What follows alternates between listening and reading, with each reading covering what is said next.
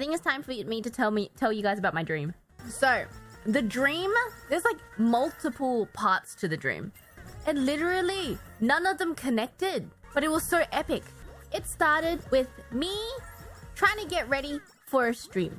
Mime was there, and then the doorbell rings, and then suddenly Iris was there. Now, I even remember what stream this was meant to... It was like the stream that I was setting up. There was some technical difficulty, and then I couldn't start on time. I remember the stream was supposed to be a watch-along of Aladdin, and I don't know why. Like, the original animation Aladdin. And I was like, okay. So, I ended up being really late for that stream. But we got it sorted. And for some reason, Iris came while I was setting up the stream. And then us three were like, you know, we will all watch it together. The tech difficulties also required me to like rearrange the room I was in for some reason. Mime helped me as well. Oh wait! That's not how the dream started! Well, I'm stupid. I literally have it written down. The dream started with me and Mime. We're at like a department store. And we were heading home so I could stream. That's how it started. Okay? There's a reason why we were late. I mean, on top of the tech difficulties that were there, there was also another reason we were late. The other reason we were late is because we were waiting at the elevators. And then suddenly, a group of 4 people came out of the elevator. And they were wearing, like, ski masks. One of them, who seemed like the leader, was, like, telling them stuff. And I said to Mime, I was like, this is very sus. What is going on? So, we went up to the group. And we asked them, what's good, guys? Hey, what's the occasion? What's happening? And the guy, the leader of the pack, literally just very casually informed me that they were robbing a bank. And we're like, oh, fun! Sounds so much fun. And we were like, okay, that's cool. And then they were like, yeah, we'll be on our way. And we were like, okay. The guy who was the leader had like this walkie-talkie in his back pocket. So as they were entering the elevator, I very sneakily grabbed the walkie-talkie. The doors closed, and he realized, and he like came running at the elevator door. After grabbing the walkie-talkie, we ran to the information desk, and a guy was just coming back to the desk, and we were like, we bumped into 4 people, and they were robbing a bank, and this is the guy's walkie-talkie. And then at that exact moment, the walkie-talkie guy came back and was trying to defend himself, and then the security guy at the information desk, where he was like, okay, I'm gonna go get backup because of this incident with the robber. Anyway, so the guy was like, I'm gonna get more security. And then Mime and I try and hold the guy down. And then security comes and then they arrest him and everything's fine. And then that's when we go home and I'm setting up for the Aladdin watch-along stream and then we end up being late. And then Iris comes for some reason. I don't really know. Now, the stream starts and then for some reason, we start singing. We start singing I'm Not Okay by My Chemical Romance. And we're like, you know what? We're gonna make this into a no archive karaoke stream. Because why not? You know, nothing's going as planned. For some reason, it turns into like us on the street singing. Like we become the stream, essentially. We start walking down the street and also the other 2 have just disappeared. So this is what I mean, the dream turned into different chapters. They have nothing to do with each other, but they're like related, you know? So it turned into me on the street with like a bunch of people. We were just walking down the street and we started singing and we were chill. What happened next? Somehow we stumbled into this very traditional looking, it looked like a tourist attraction. So I guess we were in Japan. And then one of the people that I was with, she suddenly was like, oh my god, it's my dream to like take a photo at this some random place that I don't remember the name of. So we started walking towards it when I suddenly wandered into a place that it looked very sketch. It reminded me of the village in Resident Evil 8. It was very out of place. And inside there were like weapons. They were very mean looking people. So suddenly I'm in there and they're all like glaring at me. Mind you, my friends are nowhere to be seen. The people I was with, they're all gone. I was just by myself. Now suddenly I'm getting chased. There is this really mean looking lady who also kind of looks like a zombie. something straight out of Resident Evil. Starts chasing me, and I start running. And I start, like, trying to fight her off. And then suddenly, I get, like, pinned to the wall. I just remember knowing that she had booba. But she kind of looked like Barney with booba. So because of that, I was pinned to the wall. And she was, like, choking me. And then I was like, you know what? No! So I grabbed her head and I ripped it off.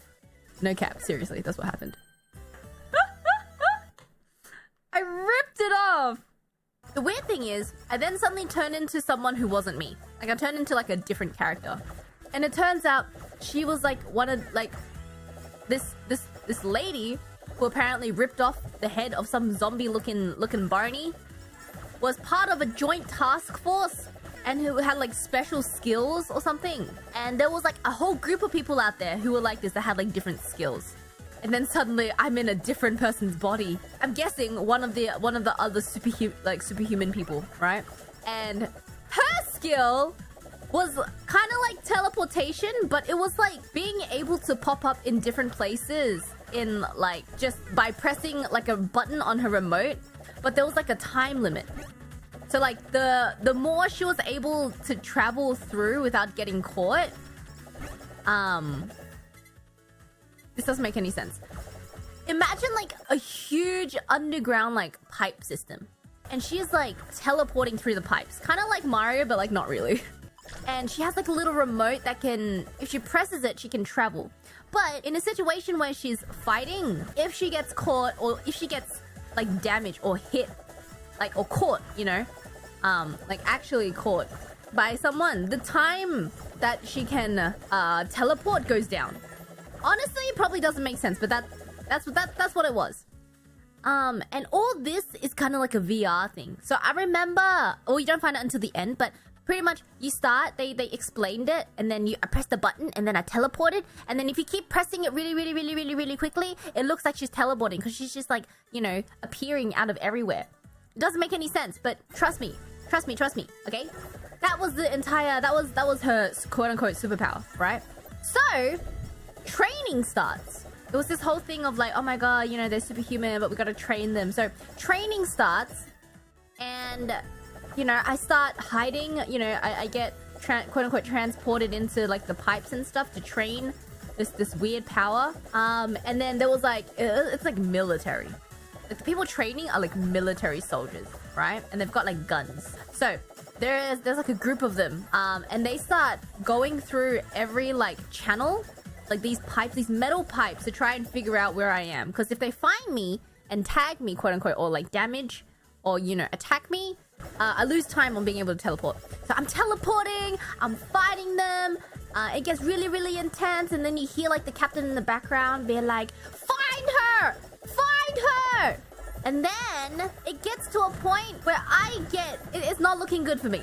And suddenly it turns into like a zero gravity type situation or atmosphere, and I was like, okay. And I had like a good minute on my clock before I could like teleport again, because that's just, you know, that's how much I was getting caught.